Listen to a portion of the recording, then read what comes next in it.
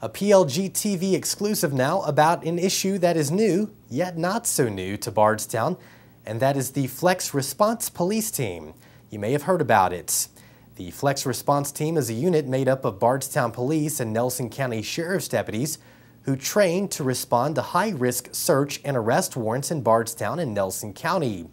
The Flex Team has also been used lately during the Buttermilk Days Festival, Iron Horse Festival, and the Bourbon Festival.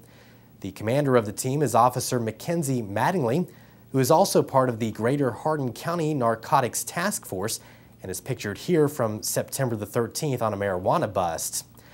Mattingly said the team is set up to be proactive in situations where police need to communicate as a team. Today we spoke with Bardstown Police Chief Rick McCubbin and first asked him why we need the team.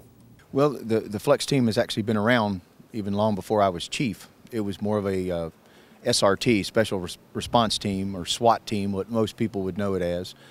And about a year ago, the sheriff, though it's always been a combined unit, the sheriff really was over it, and he just decided to get out of it for whatever reason.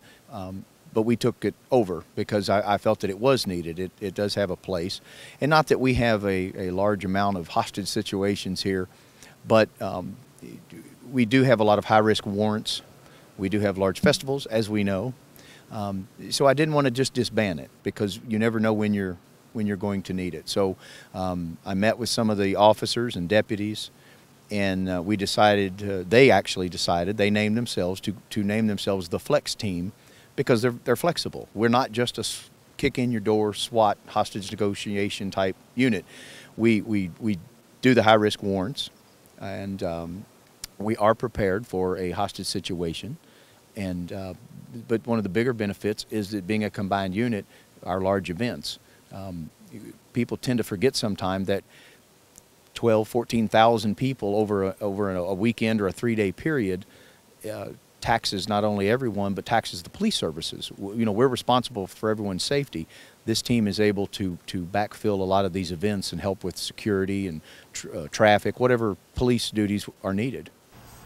As you may recall, on the Saturday night of the Buttermilk Days Festival, a man shot through his window on Patriot Drive. When police arrived at his residence, it was found that he left his apartment intoxicated and was going into the city limits of Bardstown. His car was found near the American Legion Hall on West Broadway, and Flex Team units responded to the Legion and other bars and establishments in the area. It was the first time the Flex Team had been used in that capacity and caught many people off guard. We asked Chief McCubbin about that incident. I don't think people outside of the Bardstown bubble know what a raid truly is. We don't raid anything. That's very antiquated. But yes, that team was looking for a man who had just shot at someone. So they were close, they helped us out. That's what they're there for. You know, we're a TACT unit, a tactical unit, I should say. You know, our handguns are a defensive weapon. If we know ahead of time we're going to have trouble or suspect trouble, that's when the long rifles, the shotguns, the AR-15s come in, which I have now, I'm in the process of arming all of our officers with AR-15s. Sadly, we're at that point. But probably people just haven't seen them. They've been a unit that have, like I said, they've always been here, but I'm using them more because they're needed now. You know, Bardstown isn't Bardstown 20 years ago. A lot more people geographically, population-wise. Our events are huge. This past weekend at Bourbon Festival, and I don't know the numbers, it's not my position yet to hear that, but they said probably the largest ever. We can tell you Saturday night was crazy, good crazy. You know, we love to see that for our community. So yeah, we're going to start seeing them everywhere for our large events because we are responsible for the safety and security of everyone that visits. So this division, this team will be out for all the events now to help with that. Commander Mackenzie Mattingly said that the Flex Team was created in March, and second in command was none other than Officer Jason Ellis, who was gunned down on the morning of May the 25th at the 35-mile marker of the Bluegrass Parkway. His killer has still not been found. Chief McCubbin said that was emotionally a kick personally, but also to the Flex Team getting off the ground. Well, it obviously when he was murdered, it slowed us down. Rightfully so, just to restructure from it, because they were in the middle of training. We had ordered equipment. We were in the middle of purchasing all the items needed, and we want our guys trained. Some of the guys had been on the previous team, Jason being one of them, and probably had more experience than some of the guys on the team. So it right in the middle of that, when his murder happened, obviously it slowed us until we could get restructured and decide who was going to move up into Jason's place. And we knew the team was going to continue, but it was definitely a bump in the road for us there. Chief McCubbin said that the team does have the proper gear and equipment for high-risk jobs.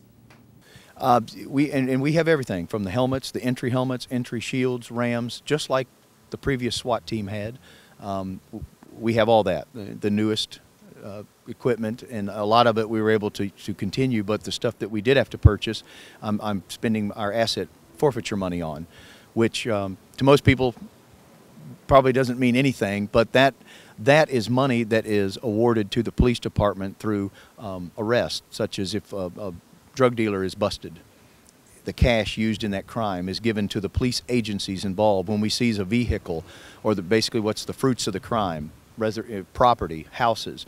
That money goes back to the police department, and we are allowed to spend that on training and equipment. We cannot supplement pay or an overtime budget, for example, with it, but I can buy equipment and train my officers by using that money.